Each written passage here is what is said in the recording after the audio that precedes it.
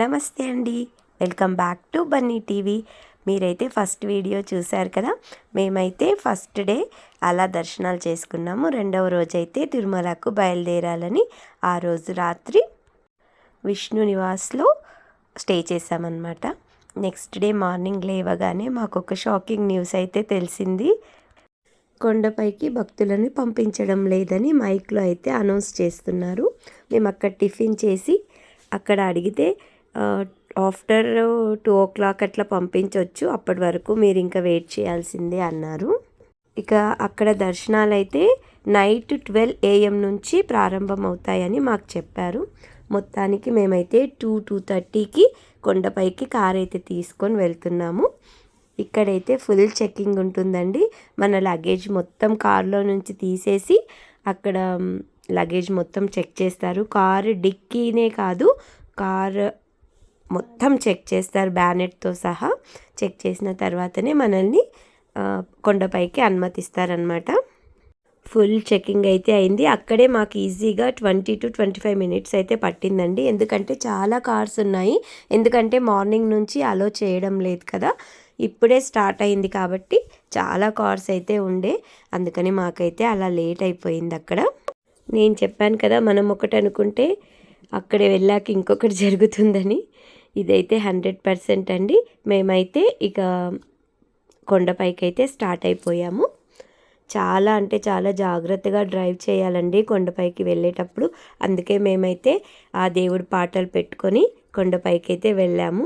చూడండి, మా పాపలు గోవింద హరి గోవింద వెంకటరమణ గోవింద అనుకుంటూ అలా సాంగ్స్ పాడుకుంటూ కొండపైకి అయితే చేరుకున్నాం మొత్తానికి.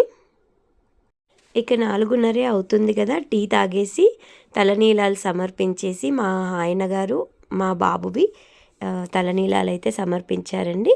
ఆ తర్వాత ఇంకా పుష్కరిణిలో స్నానం చేసుకొని మేము శారీస్ చేంజ్ చేసుకొని ఇంకా చాలా టైం ఉంటుంది కదా అనుకున్నాము. నేను చెప్పాను కదా, లైన్లో వెళ్ళటానికి మేము అన్ని రకాలుగా సిద్ధం చేసుకున్నాము. మేము చాలా స్వెటర్స్, అందరివి స్వెటర్స్ తీసుకున్నాము. మరి చెద్దర్ తీసుకున్నాము. అక్కడ బన్నీ బాబు నిద్రపోతాడు కదా కంపార్ట్మెంట్లో అని చెప్పేసి అన్నీ రెడీ చేసుకొని కార్లో పెట్టుకున్నాము.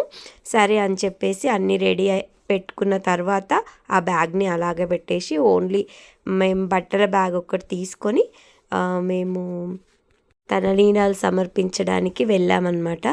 అక్కడ తలనీలాలు ఇచ్చేసి గుండానికి వచ్చి స్నానం చేసుకున్న తర్వాత మేము జస్ట్ అలా శారీ కట్టుకుంటూ ఉన్నాము.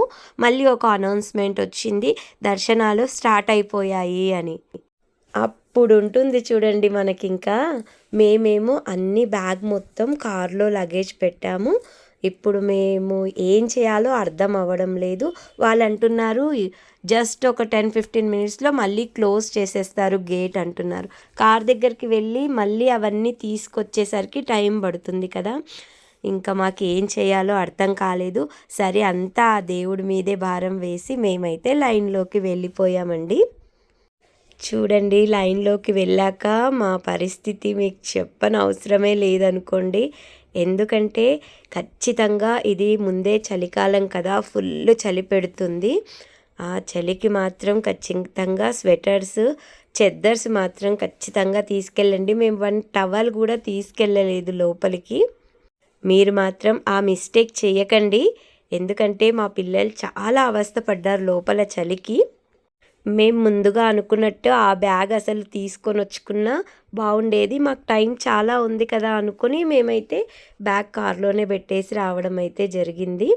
ఈ మిస్టేక్ మీరు ఎప్పుడూ చేయొద్దు. మా పిల్లల ఆనందం చూడండి అసలు. తిరుమలలో కాలు పెట్టగానే ఆ దేవుడిని చూడగానే ఎంత ఆనందం అంటే చెప్పలేనంత ఆనందం అయిపోయింది మా పిల్లలకి. మేమైతే కొండ మీద రూమ్ ఏం తీసుకోలేదండి. ఎందుకంటే మేము 4:30కి కొండకు చేరుకున్నాం కదా, మాకు 8 వరకు దర్శనానికి అయితే పంపించేశారు.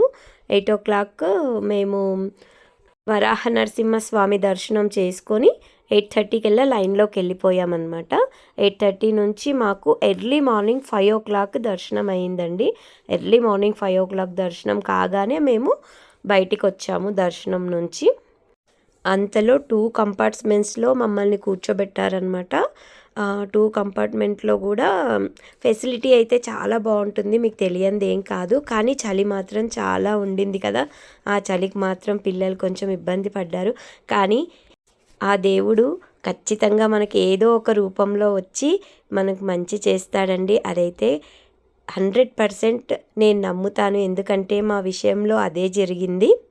మనం కంపార్ట్మెంట్లో కూర్చున్నప్పుడు చాలామంది భక్తులు ఉంటారు కదా, పాపం వాళ్ళు తెచ్చుకున్న చెద్దర్లు పాపలకు మీ బాబుకు పరిచి పడుకోబెట్టండి, మనం పెద్దవాళ్ళమే కదా, మనం లేచి ఉందాంలేండి అని వాళ్ళు మాకు అవైతే ఇవ్వడం జరిగింది. ఒక్క కంపార్ట్మెంట్లో అంటే ఓకే, బట్ నెక్స్ట్ కంపార్ట్మెంట్కి వెళ్ళాక కూడా అండి, అక్కడ కూడా వేరే వాళ్ళు అలాగే మాకైతే మా పిల్లలకి పడుకోవడానికైతే అలా ఇచ్చారు.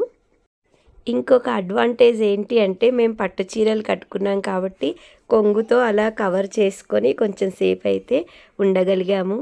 అందుకని ఈ మిస్టేక్ మీరు చేయకండి. ఎందుకంటే ఖచ్చితంగా అన్ని విధాలా చూసుకొని లోపలికి వెళ్ళండి. మేము హడావిడిగా వెళ్ళాం కాబట్టి మేము అవైతే తీసుకొని వెళ్ళడానికి మాకు కుదరలేదు. ఈ విషయమే నేను చెప్దాం అనుకున్నాను. ఇంకా అక్కడి నుంచి మార్నింగ్ 5 o'clock బయటకు వచ్చి దీపం పెట్టేసి మేమైతే ఇంకా కొండ కిందకు వచ్చేది. అక్కడి నుంచి ప్రయాణం నేను నెక్స్ట్ వీడియోలో చూపిస్తాను. Thank you. Bye bye.